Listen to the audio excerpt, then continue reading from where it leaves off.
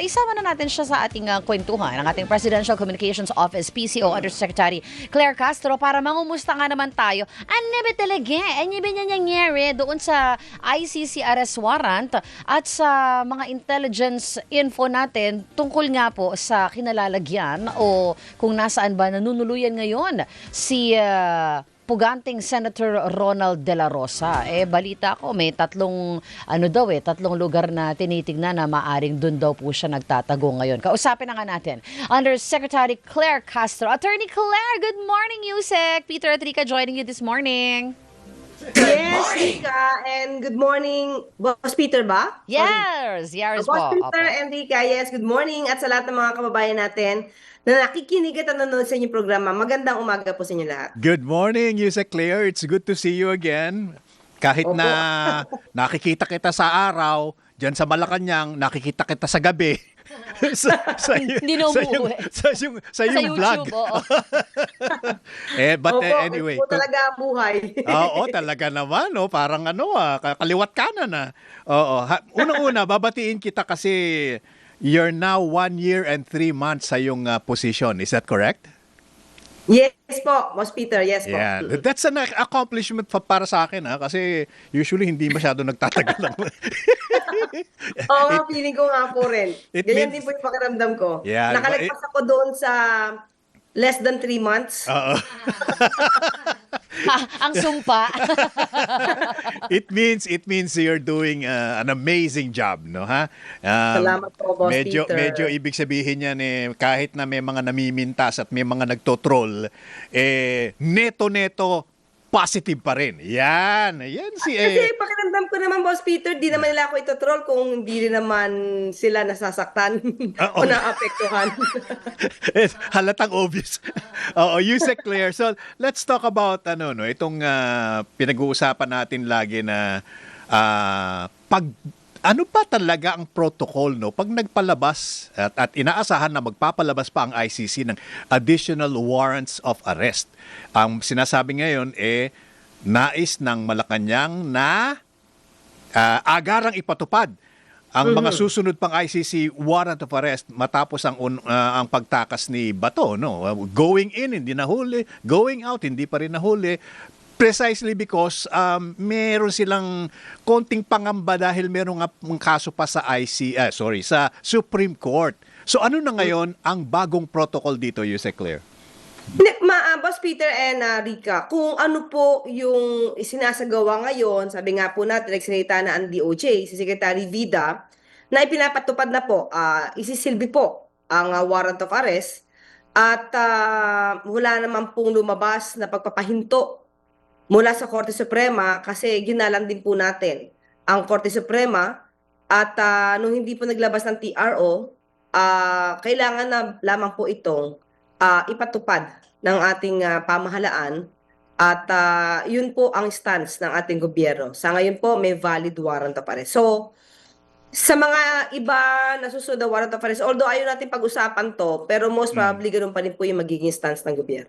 Oh, but the President himself, prior to the decision ng Supreme Court, Yusek Claire, nagsabi nga na dahil nga may iniintay pa or at least to that effect, wag na muna, walang gagalaw, NBI, pull out muna. Yun ang lumabas sa balita. So therefore, the President himself was saying, wag niyo na munang arestuhin habang tayo naghihintay. That was the message, wasn't it? Opo, pero hindi ibig sabihin na patatakasin. Kung yun po yung point. Kasi wag arestuhin, nandiyan siya sa loob, nandiyan din naman siya sa Senado, at nagkaroon ng protective custody. So, ang sabi nga po ng NBI na, okay, protective custody kayo dyan, pero it doesn't mean na kapag kailangan na kunin at maisilbi dapat ang warrant of arrest ay pakakawalan nyo. So, hindi naman ganoon ang mensahe ng Pangulo. Parang hintay po ang warrant of arrest. Medyo ironic yan kasi anong ibig sabihin nun, Yusek Claire? Just to be very clear on this matter. Dapat hindi pinalabas si Bato ng Senado. Ay, nakashock us. Protective custody. Yeah, pero Protective custody siya. hindi isisilbi ang warrant of arrest kasi may hinintay po na resolution mula sa Supreme Court. And at that time po na nandoon ang NBI, wala pa rin naman pong TRO ang binibigay ng Supreme Court. At sinabi rin po ng ICC na valid yung warrant of arrest. Correct. So he was free to binigyan leave. ng Oo, Oo, okay, go ahead. may mga nagsabing mga dati nga senador na kahit na under protective custody si Bato de la Rosa, He can he choose was to free leave. to come and go. Kaya nga po. So, kung free to come and go siya, bakit kailangan nilang bigyan ng protective custody? Diba? Yung tanongin natin Bakit yung binigyan ng protective custody, takot lumabas si Senator Bato, diyan pinatulog sa Senado, kung free naman po pala siyang lumabas-masok? He was under protective custody habang siya ay nasa Senado. Pero hindi ibig sabihin na he can go or he will be prevented from going out dahil sa meron siyang protective. Hindi po siya nakapiit. Yes nga po. Kasi di ba at that time po, di ba may NBI?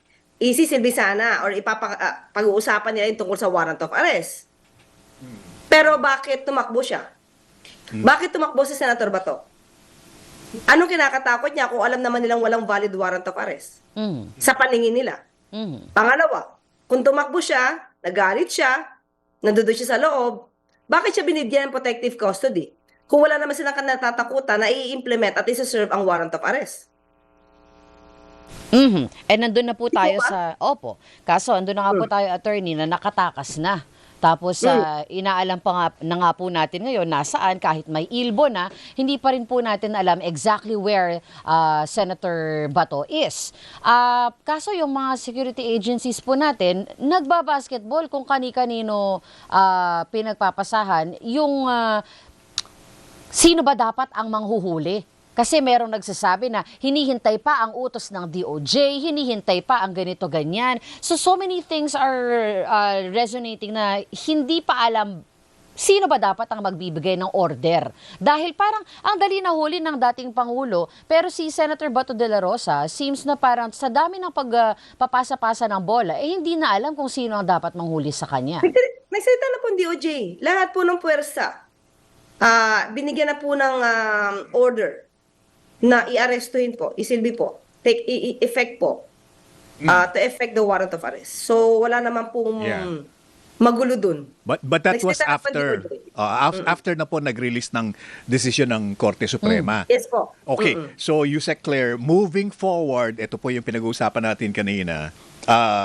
Kung, and this is a big if, kung meron ngang mga warrants of arrest na i-release shortly ang ICC against several personalities, kapag po ba yung mga personalidad na yon ay naghain ng or praying for TRO sa Supreme Court, ano na po ang magiging protocol? Magiging paralyzed na naman po ba ang mga police agencies natin? Ayoko pong pangunahan, Boss Peter and Rica. Kasi iba-iba sitwasyon yan. Pero sa ngayon na hindi naman naglabas ang Supreme Court ng TRO, so most probably pare-pareho naman din ang kanilang magiging premises. So ganun pa rin po ang magiging stance ng gobyerno. Ipapatupad pa rin po yung warrant of arrest. Yung pong ilbo para kay Senator De La Rosa, lumabas po siya a day after na nakaalis na po siya sa Senate, no? So, at dahil ilbo lang naman po, hindi naman po siya, hahayaan naman po siya to get out of the country dahil i-inform lamang po tayo. I-effect na po yung warrant of arrest Opo, pero hindi naman po siya hold departure order, di po ba? Even if, may warrant of arrest na po. Opo, so kung sabihin po natin, even if, makakalabas ng bansa. opo, even if, sabihin natin, Attorney Claire, makalabas naman siya ng bansa before the ILBO was even implemented, kung makalabas siya at makita siya sa ibang bansa, maari pa rin po siyang hulihin doon, ano po? Kapag sa ibang bansa po, syempre wala na pong jurisdiction ang law enforcers natin. Yeah, but So, the arrest warrant ng ICC, Again. the arrest Sorry. warrant po ng ICC, international naman po yun, di po ba? Doon na po siguro papasok yung red notice. Yes, oo. Correct. Okay. So let's talk about that Pag merong warrant of arrest, Yusek Claire, ibig sabihin, there is no need to issue an HDO. Ngayon po kasi, ang pinag-usapan po kasi natin, international court. At ang ginawa po at ang paniwala po kasi ang pananaw at ang stance ng Solgen ay hindi naman po kailangan ang local court na mag-issue ng warrant of arrest. So kung hindi naman magagaling sa local court, wala mag-i-issue ng whole departure order. Bakit ganun? Parang it doesn't make sense, no? Na nakailbo ka pero hindi ka mai-issue ng HDO, meron kang warrant of arrest. Hindi ba logical move yun na, ayan na, valid na tong warrant of arrest na to. Walang TRO sa Supreme Court. Dapat may automatic may HDO yan. But the HDO kasi, di ba, dapat local court yun? Para hindi makalabas ng bansa. Tama ba? Hindi nga po sa ngayon ipinapadaan sa local court kasi po ang may jurisdiction po sa kaso ay ang ICC. So, dahil ibinigay po natin ang jurisdiction sa ICC, at the time na inalaw po natin na masurrender si dating Pangulong Duterte, so yung jurisdiction sa kaso po na yan, sa Crimes Against Humanity, ay nasa ICC na po. So wala pong, lumalabas po dito na wala pong jurisdiction ang local court. Kasi hindi po pwede tayo magbigay ng jurisdiction sa dalawang venues or sa agencies o dalawang tribunals. So international court po yung meron jurisdiction sa kaso. So valid yung warrant of arrest. So sabi nga po ni DOJ Secretary, kapag ka po nagtangka, lalo na ngayon na walang TRO, ay hindi po talaga siya pwedeng lumabas ng bansa. So kung ano pong pamamaraan, kung ano pang operational matters ang pag-uusapan dito, kung paano ito i-implement, mas makakabuti po na DOJ po ang magbigay ng pinaka-detalye po dito. Pero it's a valid question that's worth answering, di po ba, Yusek Claire, na Yes. I mean, po. we don't expect the ICC to issue a whole departure order. Kasi ganito po, kung nakakalat naman po at nag-announce na po ang gobyerno na may warrant of arrest, nakatimbre na po yan sa Bureau of Immigration. Naku po. Kasi andin naman po ng DOJ. Kinakabahan ako dyan, Yusek Claire, kasi ang dami-dami na po nakalabas na mga fugitives na tinatawag. Ano po, dahil, just to be very clear, Castro, we should have, di ba, lahat ng immigration, lahat ng backdoor, NAIA, etc. Iba yung may hawak ang whole departure order para walang kaduda-duda. Kasi po ang sinasabi ng ibang na interview, hindi kasi ilbo yan. Itatawag lang namin na lalabas na si ganire, ganon. Opo, versus what is very clear na hindi pwedeng lumabas yan because may whole departure order. Parang ganon po ba, Yusek? Hindi ko rin po makita yung sense na alam na nilang may warrant of arrest at hinahanap at palalabasin pa dahil ilbo lang po yung dala. Hindi po ba? Kasi alam mo na, halimbawa po, ikaw ay yung officer ng Bureau of Immigration, alam mo na hinahanap yan. Alam mo na hinahanap yan DOJ, kailangan ng PNP yan, isi-serve ang warrant of arrest. Dahil ilbo lang yung sinasabi, papakawalan mo. Hindi po eh. Kung yan naman po sa backdoor dadaan, kahit po may whole departure order yan, ay makakalabas yan. Kasi illegal yung paglabas niya. Opo. Paano Di po ba? natin minomonitor yun, Yusek Claire, yung mga pagkakataon na local ang galaw and then saka lalabas kapag hindi na mo-monitor yung area? Pasensya na po, no? Yung mga operational matters po talaga, yung mga operasyon ay hindi po sa akin manggagaling. Okay. Sa mga law enforcers po. Opo. Baka yeah. hindi po magtugma yung mababanggit ko sa inyo dahil hindi po sa akin ang detalye patungkol siya. Okay, understood. Yusek Claire, one last from me. Sino pong nagsabi at nag-issue na si De La Rosa daw ay presumed armed and dangerous? Is that SOP lang? Nadinig ko po ito, kung di po tayo nagkakamali, kay NBI Director at Tony Matibag. Opo. Hindi, sa aking pagkakadinig, hindi naman po niya sinabi na armed and dangerous siya. Sabi niya maaari, pwedeng armado. Kasi hindi naman po siguro kaila na gun enthusiast naman tong si Senator Bato. At siguro hindi makakaila na ito may mga armas. Hmm? So yun lang po ang pinanghuhugutan ni NBI Director Matiba. Okay. Opo. Sorry, partner. One last. Sisingit ko lang to dahil Kahit madami pa po, okay lang, basta kayo. malapit na, thank you. Malapit, ay, medyo matagal na rin ito yung paglabas ni Bato mula sa Senado. Ang kasama niya, di umano nakisakay lang naman sa kotse ni Robin Padilla. Ang tanong, na-establish na po ba kung saan sila nagtungo at paano nakalabas si Bato ng Metro Manila at the very least?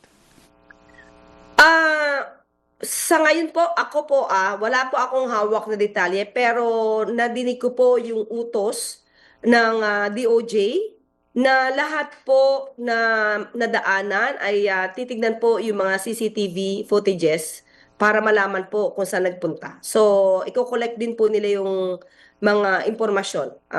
Kakailanganin din po ang tulong dito ng MMDA.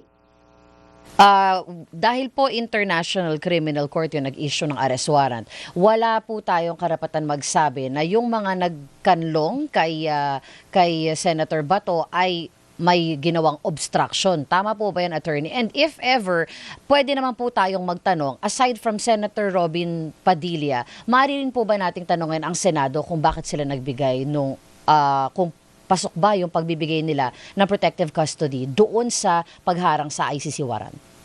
Yung kung patungkol po sa obstruction of justice, kasi hindi kilala nga po natin yung warrant of arrest.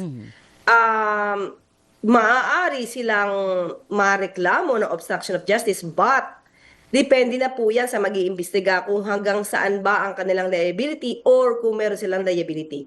So ako, sa atin po, sa ngayon, ay hindi po natin pwedeng i-prejudge. So depende na lang po yan sa magiging facts, sa magagather na information at data.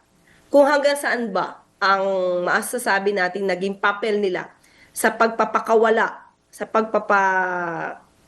pagpapalabas nila kay Senator Bato mula dito sa Senado na under protective custody. Ayan, okay. Napakahirap naman hanapin ang laki-laking tao. Mahirap po kasi magsita ngayon kung nasaan, nag-ooperate po sila. Tama, Oo tama nga, naman. oo. Oo, kasi baka magkaroon ng tip na, ay malapit na. Alis ka na dyan. Ito na, makatakas na naman. Opo, Yusek Claire. Claire, salamat as always. Thank you, for your Abet. time po. Thank you Maraming for salamat, Boss Peter, Rica, at sa lahat ng mga kababayan natin. As Thank you po. always, thank you for a very candid discussion. Yusek Claire Castro. Oo, siya ang auntie ng bayan. Si Auntie Claire nga. Auntie Claire. Diba? Bago tayo mag-break,